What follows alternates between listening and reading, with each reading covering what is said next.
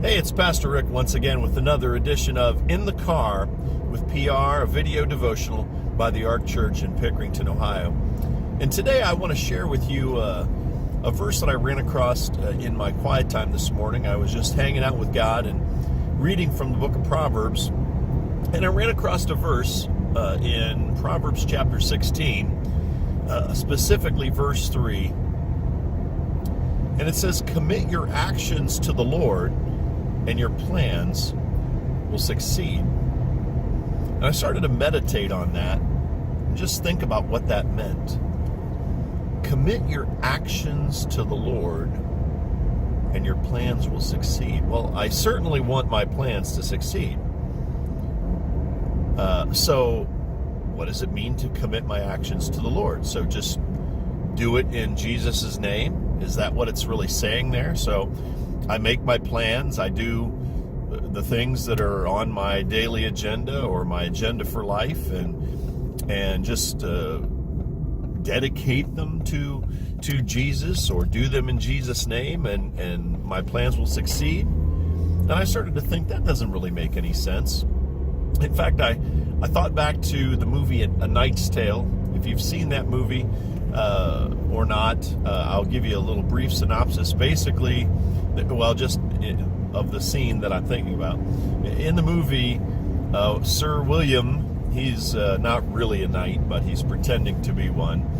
And he's in all of his, knight garb, and he's in this contest, and he's doing very, very well. And he really, really likes this maiden by the name of Jocelyn, and he's trying to capture her, get her attention. And she says, "Why should I like you?" And he says, "Well, I'm going to, dedicate these,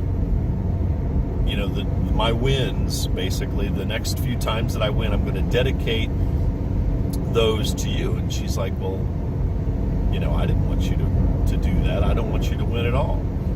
In fact, if you really love me, you would lose to show me that you truly love me, because you want to win anyway. How does you winning prove your love to me?"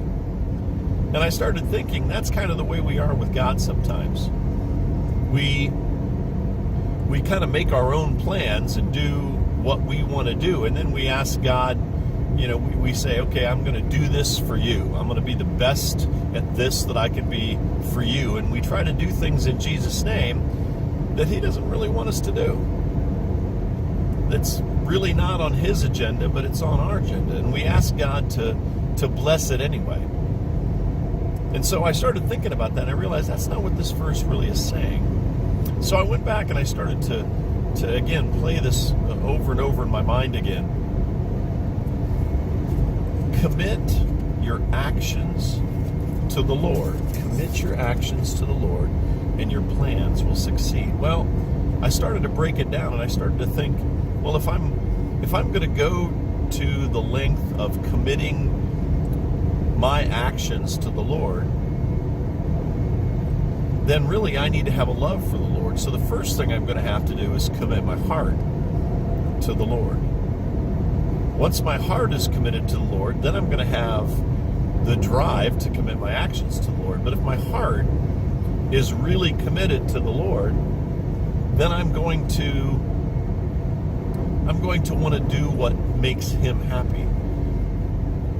Rather than William dedicating his wins to Jocelyn, what he really should have done is to ask her, "How can I prove my love for you?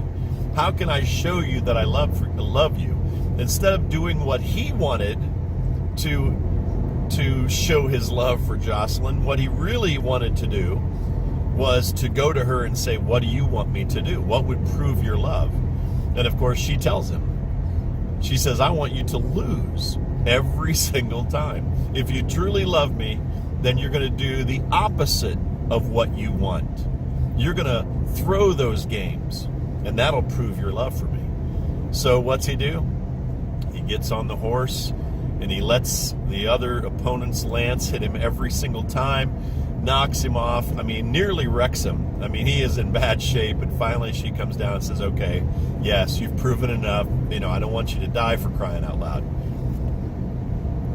And of course, because he did that, he showed his love for Jocelyn, and she knew that he loved him. In the same way, if we truly love the Lord, if our heart it belongs to the Lord, if we love him more than anyone else, then we're going to ask him, Lord, what is it that you want me to do? What is it that would make you happy? What is it that would, bless you?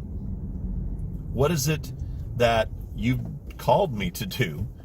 And then once the Lord answers us, then we do those things. That's how we show our love to the Lord, not just doing our own thing and dedicating it to the Lord, not just doing what we want and then trying to do it in the Lord's name. Instead, we need to get with the Lord and say, Lord, my heart is yours. I love you, and I want to do what makes you happy.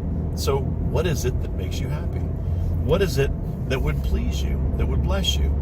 And we ask him, and once we get that information, now we can do those things which will prove to the Lord that we truly love him.